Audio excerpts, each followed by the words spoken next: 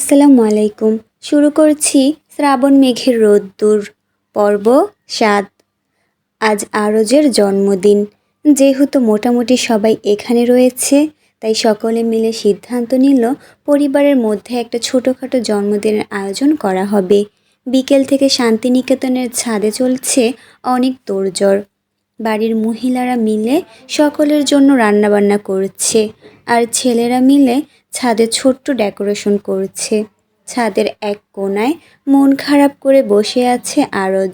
দূর থেকে তাকে এভাবে বসে থাকতে দেখে তার দিকে এগিয়ে যায় মেঘ। কিরে ছোট, আজকে খুশির দিনে এমন মন খারাপ করে বসে আছিস কেন তুই? মেঘাপু, আর বলো না দুঃখের কথা, বলেই হতাশার নিঃশ্বাস ছাড়ে আরজ। ভ্রুজোড়া কিঞ্চিত কুঁচকে মেঘ বলে ওঠে, কেন রে, কি হয়েছে? কি আর বলবো বলো মেঘাপু, বয়স তো কম হয়নি আমার, তাও এখন পর্যন্ত একটা প্রেমিকা খুঁজে পেলাম না। একটা প্রেমিকার অভাবে আমার ভিতরের প্রেমিক পুরুষ কেমন যেন হাহাকার করছে। আরজের এমন কথা শুনে স্ট্যাচু হয়ে যায় মেঘ। কি বলছে এই ছেলে? এই ছেলের বয়সই বা হলো কত দূর?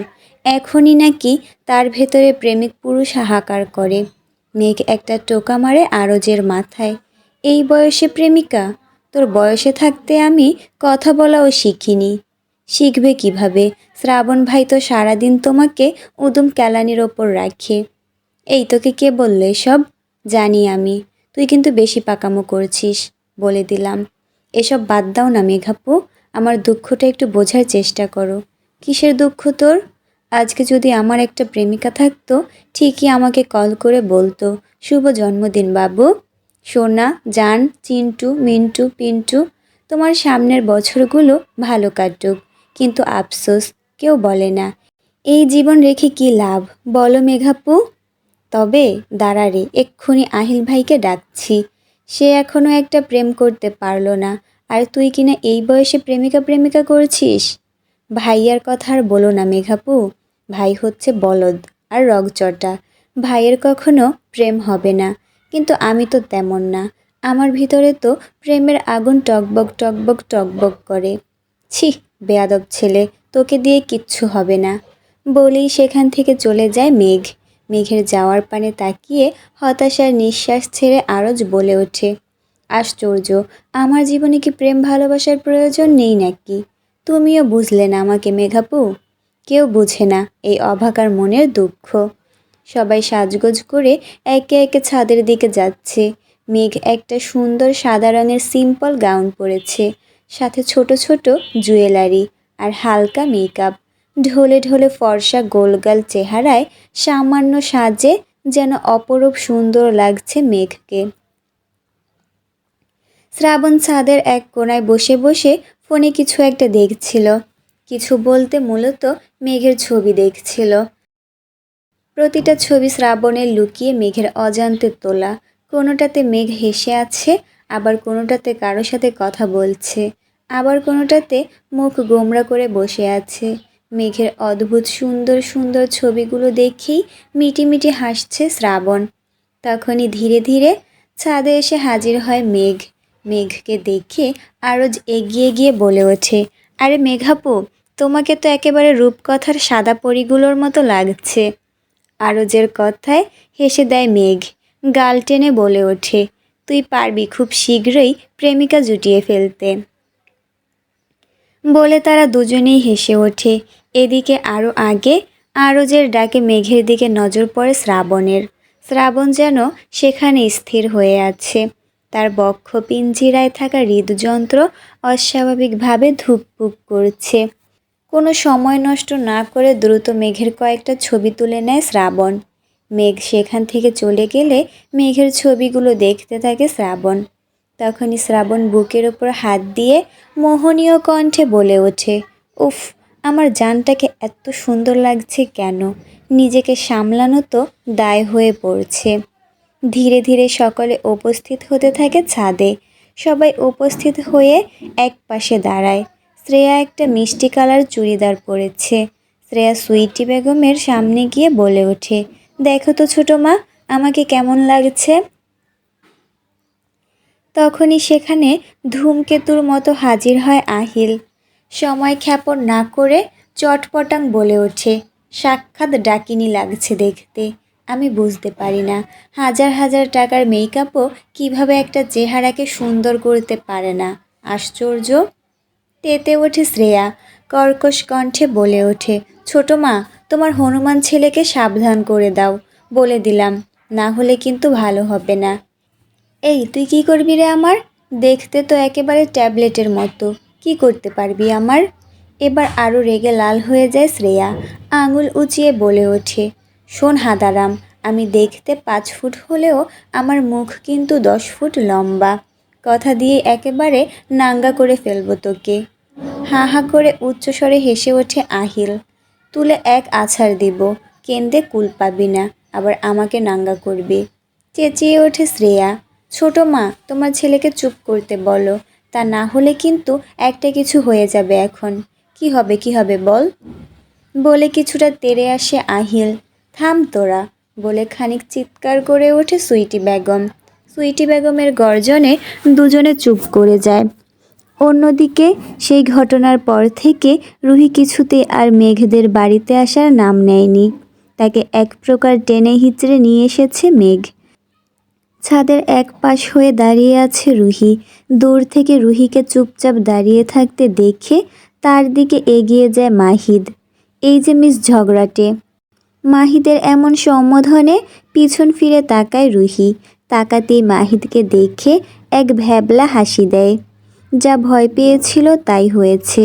না জানি এই বজ্জাত ছেলেটা এখন তাকে কি পরিমাণ লজ্জা দিবে। লজ্জায় না জানি আবার তার মাটি খুঁড়ে ঢুকে যেতে ইচ্ছে করবে। সবাই তো ওখানে, আপনি এখানে দাঁড়িয়ে কি করছেন? রুহি ছোট করে উত্তর দেয়, এমনি দাঁড়িয়ে আছি। তো কার বাড়িতে এসেছেন জানেন তো? হ্যাঁ অবশ্যই, আমার একমাত্র প্রাণপ্রিয় বান্ধবী মেঘের বাড়িতে এসেছি। ও সরি, ভুল করে আপনার বান্ধবীর বাড়িতে চলে এসেছি। এখন কি হবে? বলে হেসে ওঠে মাহিদ। হয়েছে, আর মজা নিতে হবে না। এইবার এই চ্যাপ্টারটা ক্লোজ করুন। আর ওই ঘটনার জন্য আমি দুঃখিত। এবার কিছুটা সিরিয়াস হয়ে ওঠে মাহিদ। আসলে আমিও দুঃখিত, তখন তাড়াহুড়ায় খেয়াল করিনি। ইটস ওকে, চলুন ওই দিকে যাওয়া যাক। চলুন। কেক কাটা শেষ হলে সকলে আরজকে নানা ধরনের গিফট দিতে থাকে। হঠাৎ রাব্বি আহমেদ বলে ওঠে, বাবা, এবার জন্মদিনের উপহার হিসেবে কি চাও তুমি? যা চাই তাই দিবে তো বাবা? আরজের কথায় কিছুটা ভেবে রাব্বি আহমেদ বলে ওঠে, একবার চেয়ে দেখো না, তাহলে বিয়ে করিয়ে দাও আমাকে। কি? সকলে একযোগে অবাকের স্বরে বলে ওঠে। তা দেখে কিছুটা ভড়কে যায় আরজ। আমতা আমতা করে বলে ওঠে, কোনো সুন্দর মেয়ে পড়ালেখা জানে, কাজ জানে, এমন মেয়ে হলেই হবে। আহিল এবার চেঁচিয়ে ওঠে, কি করবি তুই আবার বল? এবার গলায় কিছুটা জোর এনে আরজ বলে ওঠে, বয়স তো চলেই যাচ্ছে, এরপরে আমার বাচ্চা কাচ্চার সাথে আমি ফুটবল খেলবো কখন? পায়ে ব্যথা হলে? আর তাছাড়া আম্মু কত কাজ করে টায়ার্ড হয়ে যায়, একা একা সব কিছু কীভাবে করবে? আম্মুরও তো একজন প্রয়োজন সাহায্য করার জন্য। পাশ থেকে সুইটি বেগম বলে ওঠে, তার মানে তুই আমার জন্য বিয়ে করতে চাস, তোর নিজের জন্য না? নিজের জন্যও চাই। আম্মু, তুমি বলো, তোমার জামাই আছে না? আরজের কথায় সুইটি বেগম বলে ওঠে, হ্যাঁ আছে। তো তুমি তার সাথে থাকো না, কেন ডিস্টার্ব করছো আমাকে? কি? আমি তোকে ডিস্টার্ব করি? আম্মু, তুমি বাবাকে জিজ্ঞেস করো না। ওগো শুনছো, আজকে তোমার জন্য কি রান্না করব? এই কথাটা আমিও শুনতে চাই, তারপর বইয়ের সাথে লুকোচুরি খেলতে চাই।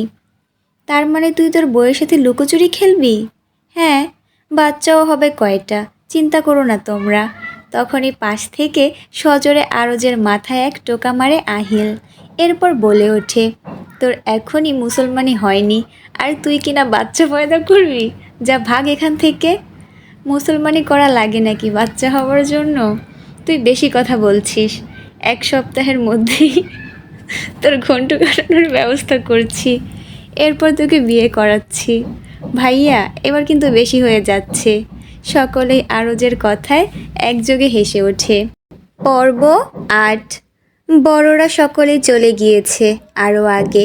এখন কাজিনরা সকলে মিলে আড্ডা দেবে। মেঘ, আহিল, শ্রেয়া, আদিবা, মাহিদ, সাথে শ্রাবণের বন্ধু নিহালও রয়েছে।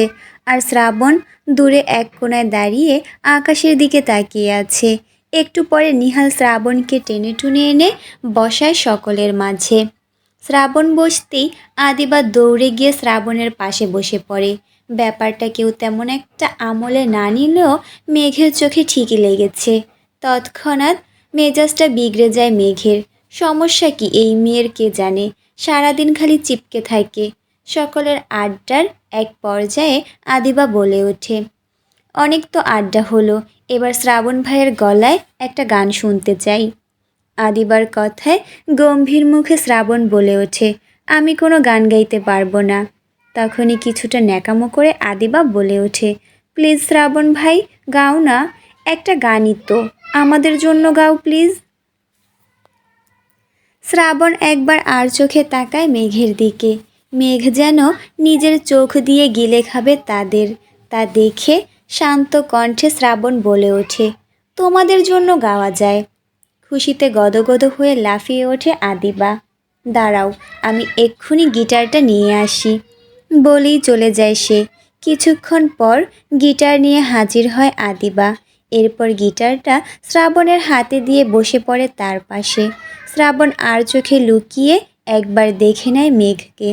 এরপর ধীরে ধীরে গাইতে শুরু করে, যদি একটিবারও পারত সব চিন্তা ভুলে আসতে, আমি সব হারাতাম তাকে পেতে হায়।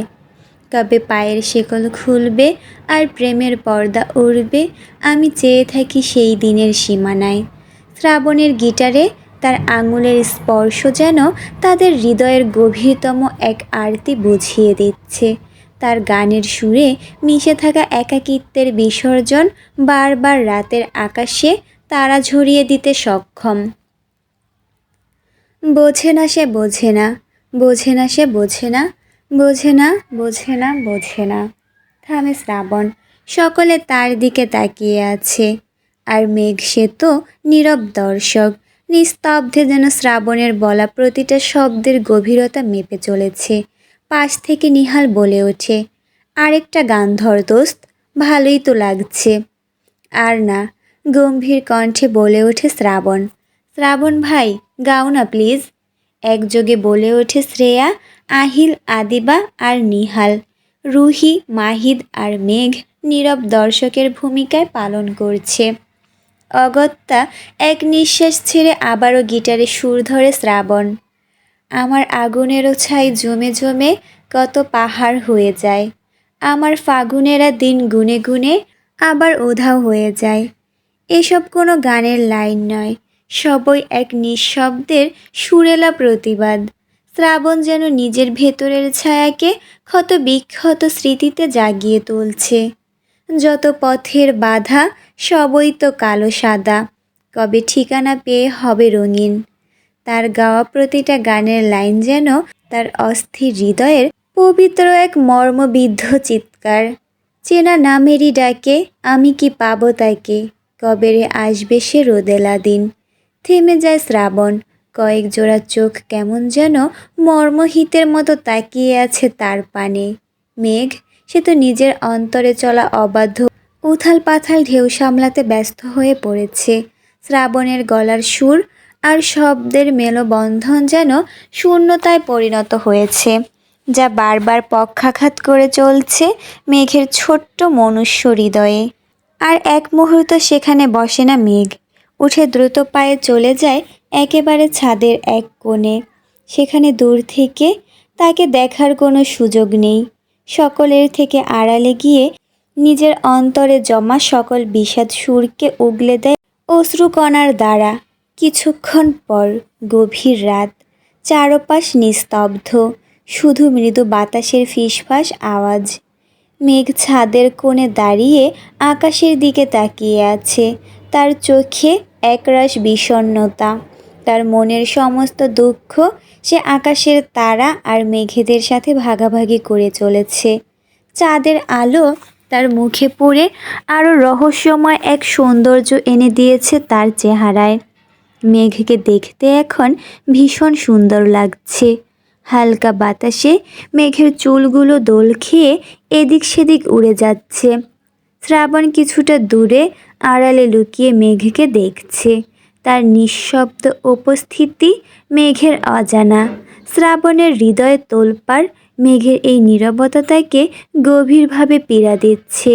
মেঘের এই একা দাঁড়িয়ে থাকার দৃশ্য তাকে কেমন অদ্ভুতভাবে টানছে। মেঘ হঠাৎ একটা দীর্ঘশ্বাস ফেলে। তার ভেতরে জমে থাকা কষ্ট ঠিকরে বেরিয়ে আসতে চাইছে, তবে সে তা এক অদ্ভুতভাবে আটকে রেখেছে। তখনই গুনগুনিয়ে গান ধরে শ্রাবণ। যখন খোলা চুলে হয়তো মনের ভুলে তাকাতো সে অবহেলে দুচোখ মেলে। হাজার কবিতা বেকার সবিতা, হাজার কবিতা বেকার সবিতা, তার কথা কেউ জানে না। সে প্রথম প্রেম আমার নীলাঞ্জনা, সে প্রথম প্রেম আমার নীলাঞ্জনা। শ্রাবণের উপস্থিতি টের পেয়েও পিছনে ফিরে তাকায় না মেঘ। মেঘকে এইভাবে দাঁড়িয়ে থাকতে দেখে তার দিকে এগিয়ে যায় শ্রাবণ। আলতো হাতে পেছন থেকে জড়িয়ে ধরে মেঘকে। মেঘ কিছুটা বিরক্তি প্রকাশ করে নিজেকে ছাড়িয়ে নিতে নিতে বলে ওঠে, ছাড়ো শ্রাবণ ভাই, কি করছো? মেঘের কথায় আরও কিছুটা জোরালোভাবে মেঘকে জড়িয়ে ধরে শ্রাবণ। এরপর মেঘের চুলে নাক ডুবিয়ে নিচু স্বরে বলে ওঠে, কি করছিস এখানে একা একা? আর তখন এইভাবে উঠে এলি কেন? সব কিছুর কৈফিয়ত তোমাকে দিতে বাধ্য নই আমি শ্রাবণ ভাই। আমাকে কৈফিয়ত দিবি না তো কাকে কৈফিয়ত দিবি ফুল? তুই কি ভুলে যাচ্ছিস আমি তোর কি হই? এইবার কিছুটা তেতে ওঠে মেঘ। নিজেকে ছাড়িয়ে কর্কশ গলায় বলে ওঠে, আমি তো চাই ভুলে যেতে, কিন্তু তুমি তো আমাকে ভুলতে দিচ্ছ না। বারবার কেন জোর করছো আমাকে? চলে যাও আমার জীবন থেকে, একটু শান্তি দাও আমাকে। মেঘের কথায় তাচ্ছিল্য হেসে মেঘের হাত ধরে এক হ্যাচকা টান মারে শ্রাবণ। তাল সামলাতে না পেরে শ্রাবণের বুকে এসে পড়ে মেঘ। মেঘের চুলগুলো কানের পিছনে গুজে দিয়ে ফিসফিস করে শ্রাবণ বলে ওঠে, এই জন্মে আমার থেকে তোর মুক্তি নেই জান। এরকম যদি হাজারটা জন্ম তোর আর আমার জন্ম হয়, তাহলে সেখানেও দেখবি আমি তোকে আমার কাছে বন্দি করে ফেলেছি। ছল ছল নয়নে শ্রাবণের দিকে তাকায় মেঘ। এক হাতে মেঘের চোখের পানি মুছে দিয়ে আরেক হাতে মেঘের কোমর ধরে নিজের আরও কিছুটা কাছে মিশিয়ে নেয় শ্রাবণ। মেঘের কপালে শব্দ করে চুমু খেয়ে হাসকি স্বরে বলে ওঠে, অনেক রাত হয়েছে, ঘুমাতে যা। নিজেকে শ্রাবণের বাহু থেকে ছাড়িয়ে নিয়ে কিছুটা অভিমানী কণ্ঠে মেঘ বলে ওঠে, তুমি চলে যাও, আমি আজকে এখানেই থাকবো। মেঘের এমন বাচ্চামো কথায় মুচকি হেসে ওঠে শ্রাবণ। তা দেখে মেঘের শরীর যেন আরও জ্বলে ওঠে। মনে মনে কিছুটা গালাগাল দেয় এই বজ্জাত ছেলেটাকে। মেঘের মাথায় বিড়াল ছানার মতো হাত বুলিয়ে কৌতুক স্বরে শ্রাবণ বলে ওঠে, তাহলে কি ভেবে নিব তুই আমার সাথে ঘুমাতে চাচ্ছিস? শ্রাবণের এমন কথায় তার দিকে ভ্রুকুচকে তাকায় মেঘ। আশ্চর্য, আমি কখন বললাম এটা? সব বলতে হয় নাকি? এইবার শ্রাবণের দিকে কিছুটা তেড়ে এসে মেঘ রুষ্ট কণ্ঠে বলে ওঠে, তুমি সবসময় একটু বেশি বোঝার চেষ্টা করো, যেটা আমি মোটেও পছন্দ করি না। আচ্ছা তাই? বলেই তৎক্ষণাৎ মেঘকে কোলে তুলে নেয় শ্রাবণ। তাল সামলাতে শ্রাবণের গলা জড়িয়ে ধরে মেঘ। এরপরই ঘটনা বুঝতে পেরে শ্রাবণের কোলে থেকেই নাচানাচি শুরু করে দেয় ছাড়া পাওয়ার জন্য। ছেড়ে দাও শ্রাবণ ভাই, আমি কিন্তু বাবাকে বলে দিব। বেশি নাচানাচি করলে এখন ঠাস করে ফেলে দিব। এরপর ব্যথা পেলে কিন্তু আমি দায়ী থাকবো না। এত খারাপ কেন তুমি? দিব ফেলে? শ্রাবণের এমন হুমকিতে চুপ মেরে যায় মেঘ। শ্রাবণের গলা জড়িয়ে গুটিসুটি মেরে সেভাবেই ধরে রাখে। বাঁকা হেসে মেঘকে নিয়ে ছাদ থেকে নেমে যায় শ্রাবণ। মেঘের রুমে ঢুকে তাকে খাটে বসিয়ে দেয় শ্রাবণ। মেঘ ফ্যাল ফ্যাল করে তাকিয়ে আছে শ্রাবণের দিকে। মেঘকে এইভাবে তাকিয়ে থাকতে দেখে শ্রাবণ বলে ওঠে, এখনের জন্য মাফ করে দিলাম, এইসব প্রতিশোধ পরে নিব। আগে শ্বশুর আব্বাকে লাইনে আনি, তারপর। শ্রাবণের এমন কথায় চোখ মুখ কুঁচকে বুকে কিছুটা সাহস নিয়ে মেঘ বলে ওঠে, যাও তো এখান থেকে। বলেই একটা কম্বল মুড়ি দিয়ে শুয়ে পড়ে সে। উদ্দেশ্য শ্রাবণ যাতে তাড়াতাড়ি এই কক্ষ ত্যাগ করে। মেঘকে শুয়ে পড়তে দেখে চলে যায় শ্রাবণ। দরজার কপাট লাগানোর আওয়াজ হতেই কম্বল তুলতে তুলতে এক স্বস্তির নিঃশ্বাস ছেড়ে মেঘ বলে ওঠে, যাক বাবা, বাঁচলাম। বলেই উঠে সোজা হয়ে বসে সে। আম্মু! শ্রাবণ দরজায় হেলান দিয়ে বুকে দুহাত গুজে দাঁড়িয়ে আছে। তাকে এভাবে দেখেই চিৎকার দিয়ে ওঠে মেঘ। আচমকা শ্রাবণকে এইভাবে দেখে যেন ভূত দেখার মতো চমকে ওঠে সে। আসলে দরজাটা ভিতর থেকে লাগিয়ে দিয়েছে শ্রাবণ। তু তু তুমি যাওনি? মেঘের দিকে এগিয়ে এসে ধপাস করে খাটে শুয়ে পড়ে শ্রাবণ। কম্বল গায়ে দিতে দিতে বলে ওঠে, না যাইনি, আজকে এখানেই থাকবো। ছিটকে কিছুটা দূরে গিয়ে বসে মেঘ। আমতা আমতা করে বলে ওঠে, তো তোমার ঘরে যাও, আমার ঘরে কেন থাকবে? মাথা তুলে মেঘের দিকে তাকায় শ্রাবণ। ভ্রুজোড়ায় কিঞ্চিত কুঁচকে বলে ওঠে, আমার আর তোর ঘর বলতে কিছু আছে নাকি? আমাদের দুজনের ঘর তো একই। ফোঁস করে একটা নিঃশ্বাস ছাড়ে মেঘ। সমস্যা কি আসলে এই লোকের? কিছুই বুঝতে পারে না সে। কবে থেকে তার আর এই লোকের ঘর এক হলো সেটাও সে জানে না। শ্রাবণ ভাই, প্লিজ চলে যাও। এখান থেকে কেউ দেখলে খারাপ কিছু ভাববে। কেন খারাপ ভাববে? আমার বউয়ের ঘরে আমি থাকবো। কেন, তোর মায়ের সাথে তোর বাবা থাকে না? এবার যেন মেঘের ডুকরে কান্না করতে ইচ্ছে করছে। মেঘের এমন কাদো কাদো চেহারা দেখে শ্রাবণ বলে ওঠে, আপাতত এখন কিছুই করব না, কিন্তু বেশি ঢং করলে তোর খবর আছে। আর তোর যদি কিছু করার ইচ্ছা থাকে তাহলে বল, আমার কোনো সমস্যা নেই। না, ইয়ে মানে আপনি আপনি না মানে তুমি ঘুমাও, সমস্যা নেই, আমি ফ্রেশ হয়ে আসছি। মেঘের দিকে একবার ভালোভাবে তাকায় শ্রাবণ। এরপর গমগমে স্বরে বলে ওঠে, জলদি যা। আর এক মুহূর্ত দেরি না করে খাট থেকে লাফিয়ে উঠে নিজের কাবার্ড থেকে একটা টপস আর প্লাজো নিয়ে ওয়াশরুমে দৌড় দেয় মেঘ।